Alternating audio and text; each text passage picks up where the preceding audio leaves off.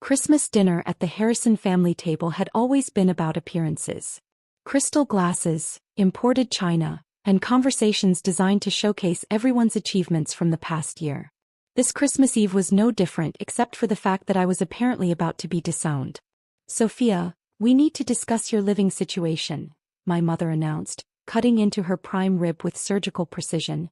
Her voice carried that particular tone she used when she was about to deliver bad news while maintaining perfect dinner party etiquette.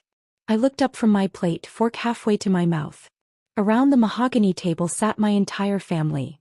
My parents, my older brother Marcus with his wife Jennifer, and my younger sister Ashley with her fiancé David.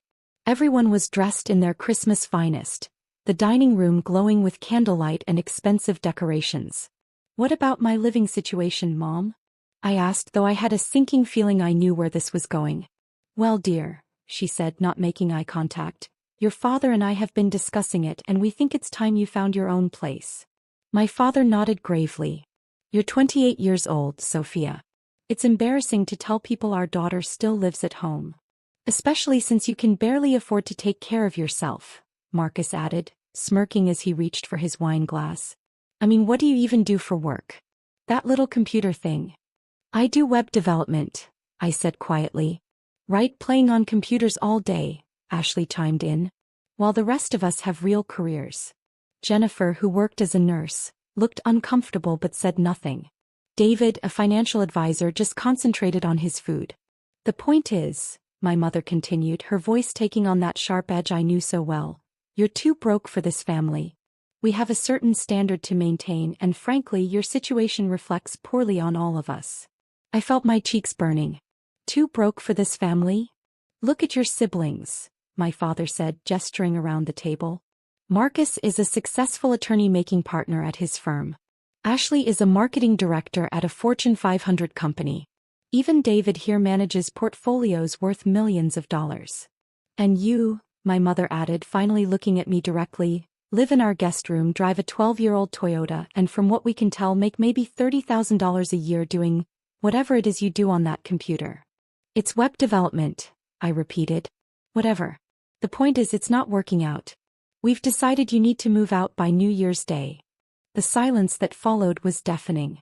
I could hear the grandfather clock ticking in the corner, the soft classical music playing from the sound system, even the subtle hum of the expensive wine refrigerator in the kitchen. "Where am I supposed to go?" I asked. "That's not our problem anymore," my father said coldly. "You're an adult. Figure it out." Marcus leaned back in his chair with a satisfied expression. "Maybe this will finally motivate you to get serious about your life. Find a real job, meet someone with actual prospects. Unlike your current situation," Ashley added, "which is basically like having a live-in teenager who never grew up." I stared at my plate, feeling smaller with each word. This wasn't entirely unexpected. My family had never hidden their disappointment in my career choices or lifestyle. But having it laid out so brutally on Christmas Eve felt particularly cruel. "I don't understand," I said slowly. "I pay rent. I buy my own food. I don't ask you for money." $300 a month isn't rent," my mother scoffed. "It's charity. And frankly, we're tired of pretending this arrangement works for anyone. We're thinking of converting your room into a home office anyway," my father added. "Something more productive." That's when my phone rang. The ringtone cut through the tense silence like a knife. Everyone at the table turned to look at me with varying degrees of annoyance. "Turn that off," my mother hissed. "We're having a family discussion." But I glanced at the caller ID and froze. It was a number I recognized immediately, my private banking advisor at Goldman Sachs. "I need to take this," I said. "Absolutely not," my father said firmly. "Whatever telemarketer is calling you can wait." "It's not a telemarketer. It's my bank." Marcus laughed. "Your bank? What bank calls people on Christmas Eve? And what could they possibly want with you?" I looked around the table at my family's faces, skeptical, dismissive, and increasingly irritated. Something inside me snapped. "You know what? You're right. Let's find out what they want." I answered the call and immediately put it on speaker. "Good evening, Ms. Harrison. This is Richard Pemberton from Goldman Sachs Private Wealth Management. I apologize for calling on Christmas Eve, but I wanted to personally inform you about an urgent matter regarding your account. The entire table went silent. My mother's fork, which had been halfway to her mouth, stopped mid-air. What kind of matter, Richard? I asked calmly. Well, as you know, we've been managing the diversification of your investment portfolio, and I'm pleased to inform you that your account has crossed a significant milestone. As of market close today, your total assets under management with us have exceeded $127 million. You could have heard a pin drop. My mother's fork clattered to her plate. I wanted to personally congratulate you, Richard continued, and discuss some additional investment opportunities that might interest someone in your position. We have some exclusive offerings for clients with portfolios of your magnitude. Marcus's wine glass froze halfway to his lips. Additionally, Richard went on, I wanted to confirm that the $2.3 million quarterly distribution from your various business holdings has been processed and should appear in your checking account tomorrow morning. Ashley's mouth fell open. I also wanted to let you know that the real estate acquisition you've been considering, that commercial property in downtown Portland, we've been able to negotiate the price down to $8.7 million. Shall I proceed with the purchase? My father looked like he was seeing a ghost. Richard, I said, maintaining my composure even though my heart was pounding, can I call you back tomorrow? I'm in the middle of dinner with my family. Of course, Ms. Harrison. And might I add, your cryptocurrency investments have performed exceptionally well this quarter. The diversification strategy we discussed has really paid off. Enjoy your holiday and we'll speak soon. Thank you, Richard. Have a wonderful Christmas. I hung up the phone and set it down beside my plate. Then I picked up my fork and took a bite of my prime rib as if nothing had happened. The silence stretched on for what felt like hours. Finally, Marcus cleared his throat. Who was that? My private wealth manager at Goldman Sachs, I replied calmly. You're what? My mother whispered. My private wealth manager. Richard Pemberton. Really nice guy. Harvard MBA, manages portfolios for high net worth individuals. High net worth. Ashley's voice came out as a squeak. Well, their minimum for private wealth management is usually around $10 million in assets, but they made an exception for me when I hit $5 million about 3 years ago. My father was staring at me like I was speaking a foreign language. Sophia, what is going on? What do you mean? That phone call, $127 million. Is this some kind of joke? I set down my fork and looked around the table at my family's stunned faces. No joke, Dad. That's my current net worth, give or take a few million depending on market fluctuations. That's impossible, Marcus said flatly. You live in our guest room and drive a 12-year-old car. I live in your guest room because it's convenient and I travel a lot for work. I drive a 12-year-old car because it's reliable and I don't care about status symbols. What work? My mother demanded. You said you do web development. I do. Among other things. Jennifer, who had been silent through the entire dinner conversation, finally spoke up. Sophia, are you saying you're actually wealthy? Extremely wealthy, yes. The word, extremely, seemed to hit the table like a physical blow. How? Ashley whispered. I took a sip of wine. A $200 bottle my parents had been saving for a special occasion, though I'd been buying similar bottles by the case for my own collection. Well, the web development thing was true initially. About 8 years ago, I started a small company doing custom websites for local businesses. Pretty standard stuff. But I noticed that most of my clients needed the same basic features: inventory management, customer databases, payment processing, that sort of thing. My family listened with rapt attention as if I was telling them a fairy tale.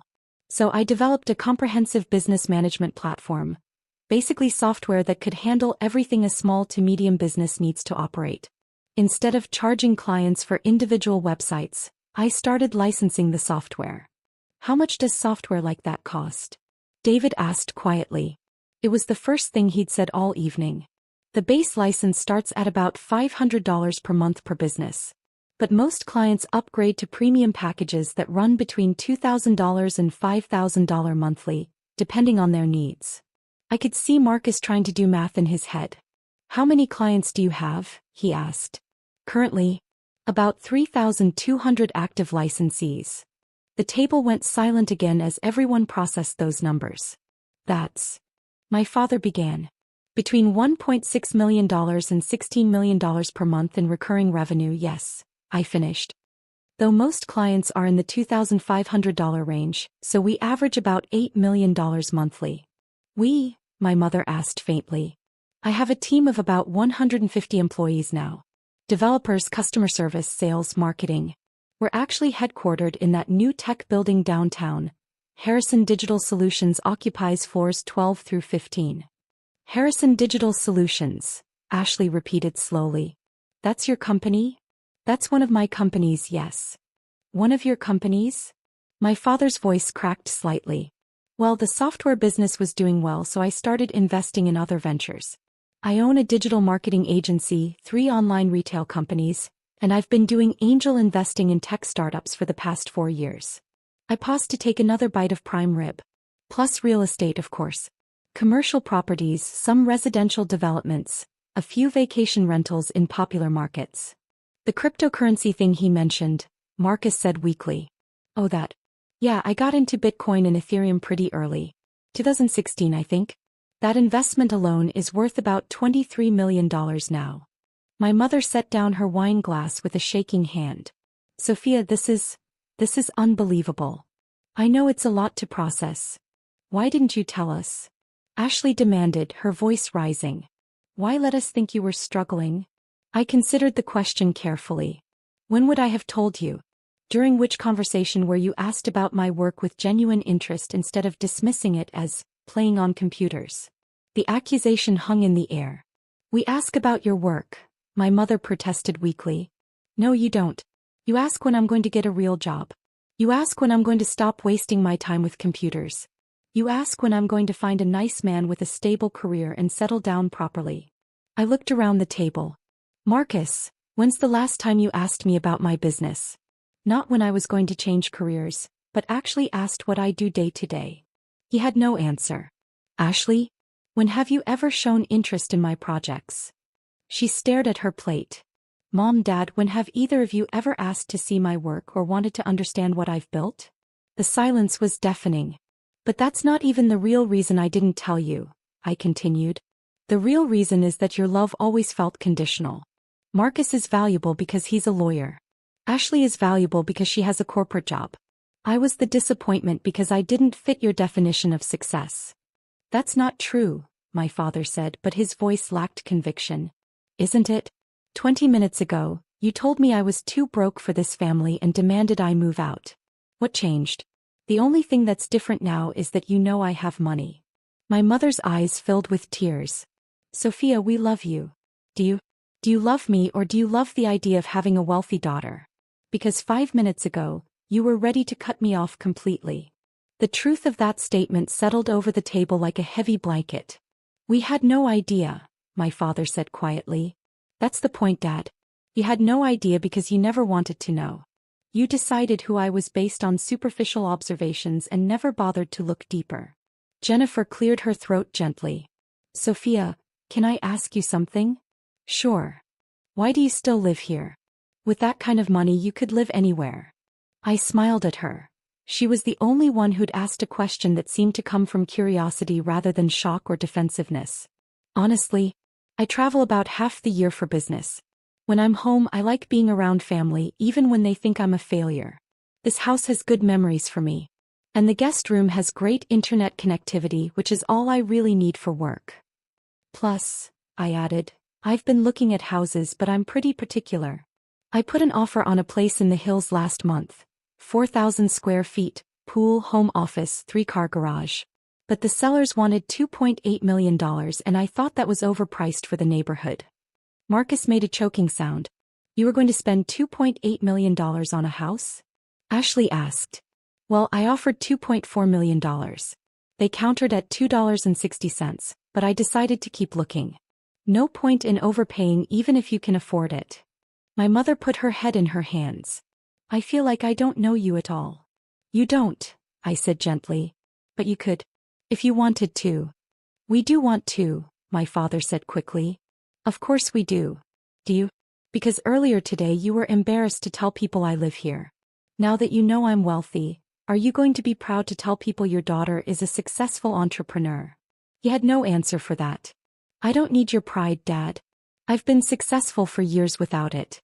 But if we're going to have a relationship going forward, it needs to be based on who I actually am, not on your assumptions about who you think I should be.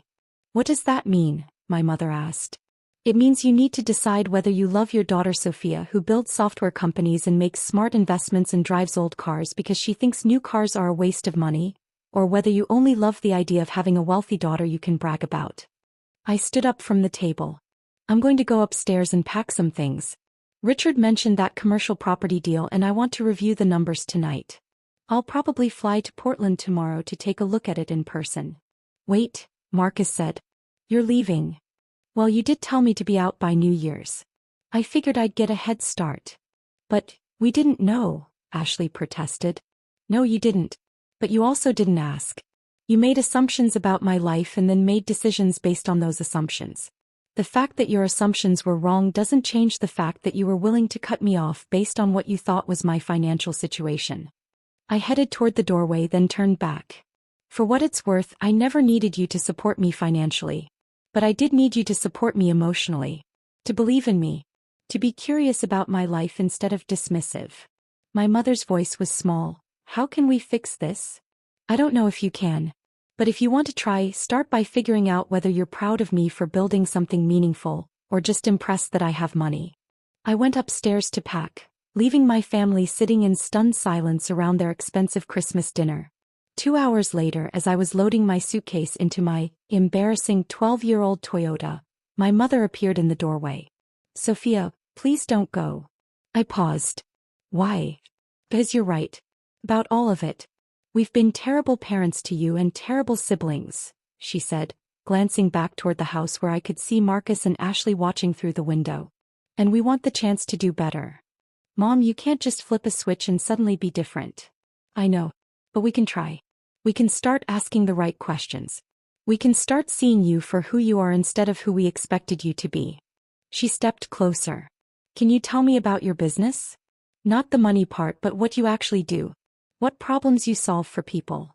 I studied her face, looking for signs that this was just an attempt to manage the situation. But what I saw was genuine curiosity, maybe for the first time. You really want to know? I really want to know. I closed the trunk of my car and leaned against it. Well, most small business owners are incredibly talented at their craft. They're amazing bakers or brilliant mechanics or creative artists. But they're terrible at business administration. They spend half their time wrestling with inventory systems and customer databases instead of doing what they love. My mother nodded, actually listening. So I built software that handles all the administrative work automatically. A bakery owner can focus on creating amazing cakes instead of tracking flour supplies and managing customer orders. A mechanic can focus on fixing cars instead of struggling with appointment scheduling and parts inventory. That sounds wonderful, she said, and I could tell she meant it. It is. I get emails from clients telling me the software gave them their lives back. That they can spend time with their families again because they're not staying up until midnight doing paperwork. That must feel incredible. It does. It's the best part of what I do. We stood there for a moment in comfortable silence. The money is nice, I continued, but the real satisfaction comes from solving problems for people. From building something that makes life easier for thousands of small business owners. I'm proud of you, my mother said quietly. Are you proud of me or proud of my bank account? She considered the question seriously. I'm proud that you saw a problem and solved it. I'm proud that you built something meaningful. I'm proud that you help people. It was the first time she'd ever said she was proud of my work rather than wishing I'd chosen different work. And I'm ashamed that it took learning about your financial success for me to ask about your actual accomplishments. Mom. No, let me finish. You were right earlier. We made your worth contingent on meeting our expectations instead of celebrating who you are. That was wrong. She wiped tears from her eyes. Can you give us another chance? Can you stay for Christmas morning and let us try to be the family you deserved all along? I looked at the house where I'd grown up, where I'd always felt like a square peg trying to fit into a round hole. Where I'd learned to hide my successes because they weren't the right kind of successes. But I also thought about Jennifer's question earlier. About why I chose to stay here despite having unlimited options. The truth was, I loved my family even when they didn't understand me. Even when they disappointed me. Okay, I said. But things have to be different. They will be. I mean it, Mom. I'm not going to pretend to be struggling to make you feel better about yourselves. And I'm not going to be your trophy daughter that you show off to friends. I'm just going to be me. That's all we want. As we walked back toward the house, my mother asked, "Can I ask you one more thing?" "Sure. The commercial property in Portland, what kind of business are you planning?" I smiled. "Actually, I'm thinking of opening a co-working space specifically for entrepreneurs and small business owners. Somewhere they can work alongside other people who understand the challenges of building something from scratch." "That sounds perfect for you." "I think so too." As we reached the front door, she paused. "Sophia, I love you. Not your bank account, not your success. You. I'm sorry it took me so long to make that clear. I love you too, Mom." Christmas morning was different. Instead of the usual gift exchange focused on expensive items nobody really wanted, we spent hours talking. Marcus asked detailed questions about my software development process. Ashley wanted to understand how I identified good investment opportunities. My father, surprisingly, was most interested in my management philosophy and how I built company culture.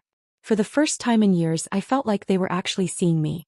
"You know," my father said as we sat around the tree, coffee cups in hand, "I owe you an apology beyond just last night's dinner." "What do you mean?" "I've been telling people for years that my youngest daughter was still figuring things out. I realize now that you weren't figuring things out. You'd already figured them out. You were just doing it differently than I expected." "Dad, you don't need to." "Yes, I do. I'm proud of you, Sophia. Not because of your money, but because you built something meaningful while staying true to your values. Because you saw opportunities where others saw problems. Because you're generous and thoughtful and brilliant." He paused. "And because you had the grace to forgive us for being blind to who you really are." As I looked around at my family, really looked at them maybe for the first time in years, I realized something important. Money had always been their language of success and security. Learning about my financial situation didn't change who I was, but it did translate my accomplishments into terms they could understand. The real question was whether we could build a relationship based on deeper understanding, not just shared vocabulary. "So," Ashley said with a grin, "want to tell us about some of those other business ventures? I'm particularly curious about the angel investing." I smiled, settling back into my chair. "Well, there's this fascinating startup working on sustainable packaging solutions." And for the first time in years, my family leaned in to listen. The commercial property deal in Portland fell through. I decided the neighborhood wasn't quite right for my co-working space concept. But I did find a perfect building in Seattle 3 months later. My family helped me celebrate the opening. Marcus handled some of the legal work, Ashley consulted on the marketing strategy, and my parents flew out for the ribbon-cutting ceremony. When the local news interviewed me about the new business, my mother stood beside me, beaming with genuine pride. "This is my daughter," she told the reporter. "She builds businesses that help other people succeed. Not my wealthy daughter, or my successful daughter. Just my daughter." It was the best introduction she'd ever given me.